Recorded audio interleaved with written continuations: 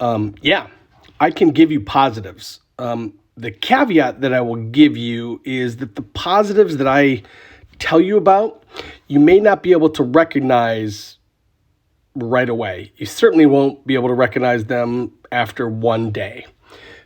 In fact, your first 3, 4, 5 days off dip are going to be fucking brutal. You're going to question everything.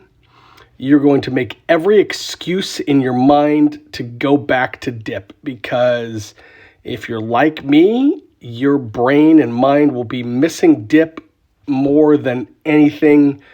You're going to be trying to make every excuse in the world to get a dip again. So if you can believe me, I will tell you to just trust me and to just push on through. Some personal positives. Your blood pressure will go down. Your taste will return. You will sleep better. But here's the number one thing for me, and it took me a long time to understand this. For 18 years, I freaked out when I walked out of the house without my can of Kodiak in my back pocket.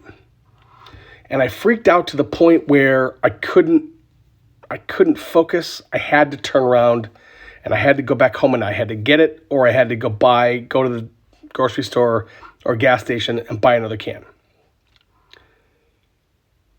I cannot underestimate what freedom from your addiction actually looks like. And somebody that dips once a year, or somebody that smokes once a year, or whatever, they're going to look at this video and they're going to be like, yeah, whatever, Chewy, you're an asshole. Shut up. You're making an big thing out of this. I'm not. When you're an addict and your life revolves around your can of dip, being free from that dip for just a day or a week or 2 or 3 days or whatever it is, it makes all the difference in the world. And once you get to 100 days, 200 days, 1 year, 2 years, I can tell you today, my quit is one of the things that I cherish more than anything in the world. You can do this. And there's a ton of positives. You got this, man.